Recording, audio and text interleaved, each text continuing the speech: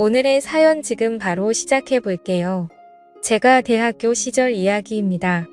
당시 제가 살던 곳이 지금은 땅값도 올랐고 아파트가 들어섰지만 그 당시에는 그냥 서울 구석탱이에 있는 평범한 동네였습니다. 저희 집은 근처에 대학교가 있었고 한옥 모양 단독주택이라서 동네에서 그 한옥집 하면 다 알 정도로 유명한 집이었습니다. 그 시기에 그 근처에 사셨던 분들은 제가 누구인지 짐작하신 분들도 있겠네요. 어머니가 또 홀어머니셨어서 한옥집 아주머니 하면 동네에서 모르는 사람이 없었거든요. 아무튼 저는 그 한옥집 첫째로 동네에서 유명한 사고뭉치였습니다. 대학도 다니다가 휴학을 했고 군대 다녀온 뒤로부터는 그냥 집에서 노는 게 일이었습니다. 그러다 어머니께서 보다 못했는지 저를 미국에 있는 삼촌한테 보내버렸고 어쩌다 보니 거기서 대학교를 다니게 되었습니다. 정신 차리고 공부하려고 했지만 솔직히 영어 한마디도 못하는데 미국 생활이 얼마나 수월했겠습니까? 결국 거기에서 만난 한국인 유학생들하고 사고만 더 잔뜩 치고 다니다가 결국 학교에서 쫓겨나게 되었습니다. 미국은 학생들이 가망이 없다 싶으면 아예 내쫓아 버리더라고요. 그래서 결국 3년 만에 그렇다 할 졸업장 하나 가져오지 못하고 귀국하게 되었습니다. 집에 들어가면 그래도 3년 만에 보는 아들인데 반갑다고 보고 싶었다고 좋아하실까? 아니면 정말 어디 뭐 똑바로 할 줄 아는 거 하나 없다고 그나마도 비싼 돈 들여 유학 보내놨더니 학교 잘려서 돌아왔냐고 욕먹고 두드려 맞을까? 이런저런 생각이 들어서 집에는 들어가지도 못하고 여행 가방 하나 들고 집 근처 전봇대 근처에 숨어서 들어갈까 말까 고민을 하던 차였습니다. 그러면서 시간을 보내고 있는데 골목 어귀에서 여자들이 웃고 떠드는 소리가 들리더군요. 그 와중에도 여자 좋아하던 버릇은 못 고친 건지 여자들 웃음소리가 들리니 고개가 절로 그쪽으로 돌아가더라고요. 딱 봐도 근처에 있던 대학교를 다니는 여대생들로 보이는 무리였습니다. 그 중에서도 단연 돋보이는 미모를 가지고 키도 가장 커서 모델 같아 보이는 여자와 눈을 딱 마주치게 되었어요. 그런데 그녀 눈에는 제가 얼마나 수상해 보였겠습니까? 전봇대 근처에 여행 가방 하나 들고 서 있고 안잘부잘 못하고 있던 모습이었을 테니 그녀가 저에게 의심을 가질 만했지요. 그녀의 눈초리는 아랑곳하지 않고 그녀 말고도 그녀 주변에 있는 여자들이 상태가 어떤지 한 명씩 싹 다 쳐다봤습니다. 그 대학교가 주변에서는 물이 좋기로 소문이 나 있을 정도였는데 진짜 그 말이 틀린 거 하나 없다는 생각이 들더라고요. 그런데 얼마 안 있어서 저를 찾아온 한 사람. 경찰이었습니다. 그 아까 저를 쳐다봤다는 그 여자가 수상한 남자가 집 앞에서 얼쩡된다고 해서 신고를 했다더군요. 이대로 가다간 체포되겠다 싶어서 그게 아니라고 이 집이 우리 집이라고 자초지종을 설명했어요. 나 이 집 아들이라고 이야기하니 경찰이 처음에는 안 믿어서 결국 현관문 초인종을 눌렀지만 어머니는 일 나가서 집에 안 계시던 상황이었고 저는 결국 경찰서에 끌려가게 되었습니다. 그래도 어머니가 동네에서 유명한 분이시다 보니 제가 경찰서 가서 겨우 설명을 해서 어머니가 결국 저를 데리러 왔습니다. 그리고 미국에서 학교 잘리게 되었다는 그런 자초지종을 듣고 거기서부터 집까지 오는데 정말 신이 나게 두드려 맞았네요. 집에 가서도 엄청나게 혼났습니다. 그 여자들은 전부 다 저희 집에 살고 있던 사람들이었고 자초지종을 듣자 하니 어머니가 제 학비 보내는데 혼자 일하시는 고로는 돈도 택도 없는 상황이라 어차피 집이 큰데 빈방으로 놀리느니 근처 대학생들한테 싸게 하숙이나 주기로 했다는 겁니다. 처음에는 어머니도 집에 남자가 있는 게 낫겠다 싶어서 남학생 위주로 받았는데 어머니 혼자서는 감당도 안 되고 그래서 여대생들로 바꿔 받게 되었다고 하더라고요.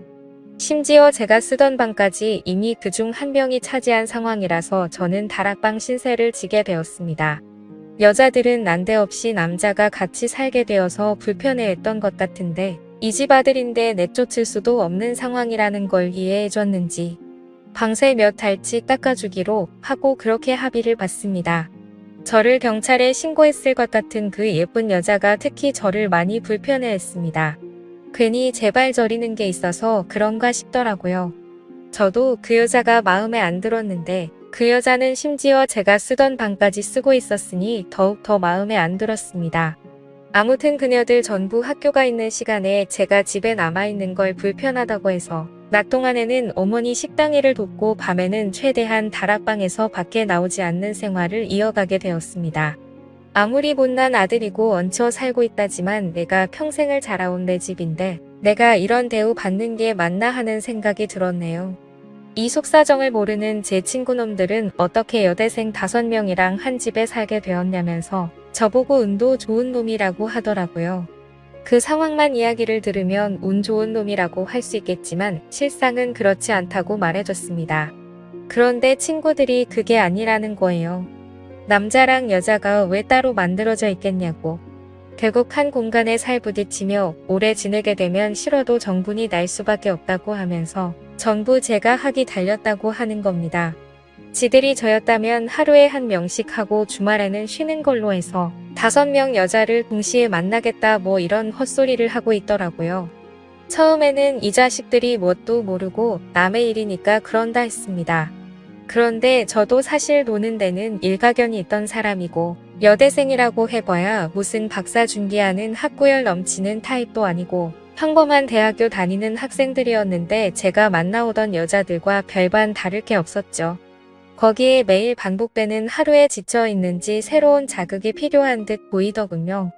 제가 일부러 멀리까지 가서 미국에서 유학하던 시절에 마시던 술 같은 걸 봉수해왔습니다. 그때는 데킬라가 유행이어서 레몬도 사놓고 소금도 사놓고 해서 일부러 여자들 다 학교 끝나고 와서 저녁 먹는다고 부엌에 모이고 그럴 때를 노려서 그녀들 앞에서 데킬라나 한 잔 마셔야겠다 하고 어떻게 마시는지 보여줬지요.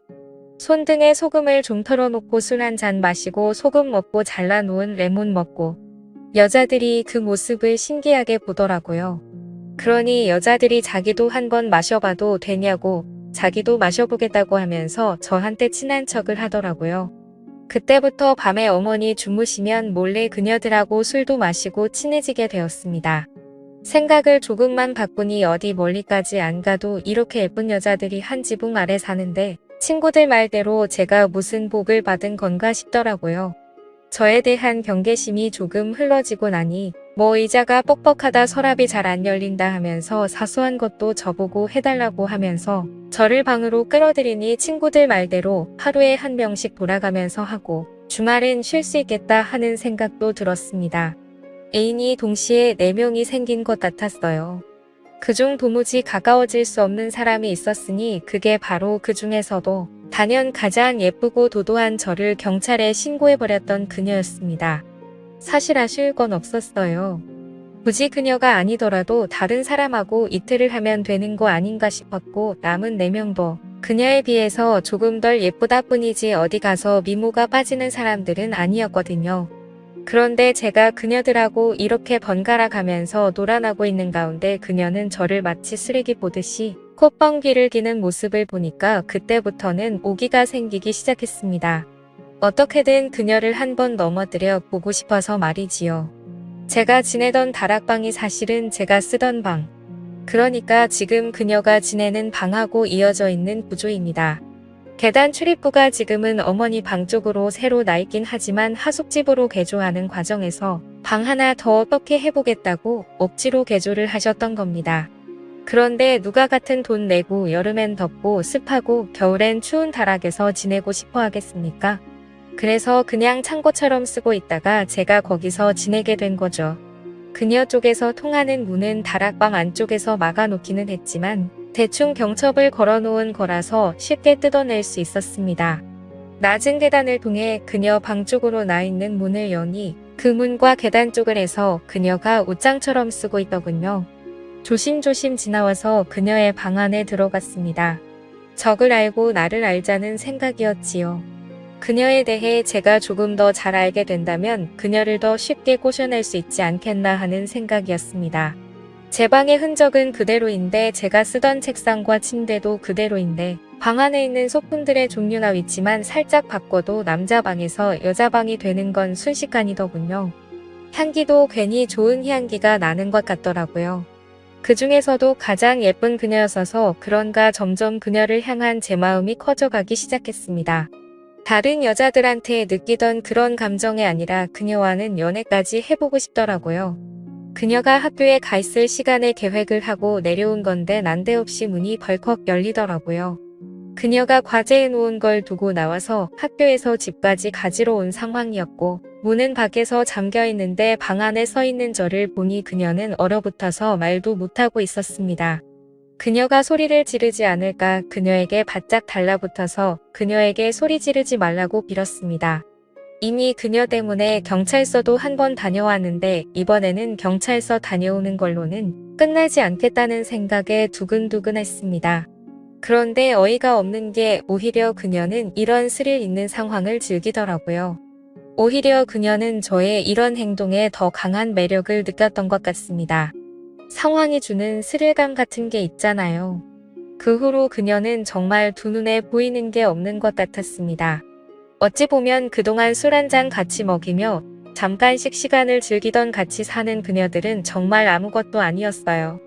누구보다 강렬하게 그 순간의 시간을 보내고 나서 그녀와 사랑에 빠지게 되었습니다. 그녀는 이런 위험천만한 연애를 하고 싶었다고 하더군요. 유치원 선생님이 장래 희망인 여자의 또 다른 면모를 본 것 같았습니다. 오히려 제가 그녀 방의 문을 뚫고 쳐들어온 게 그녀한테는 더 자극적이고 새로운 충격이었던 거였어요. 하지만 그녀는 한 발 더 나아가서 같이 사는 사람들한테는 우리 사이가 아직도 서로 쌀쌀 맞은 상황인 걸 유지했으면 좋겠다고 제안을 하더라고요.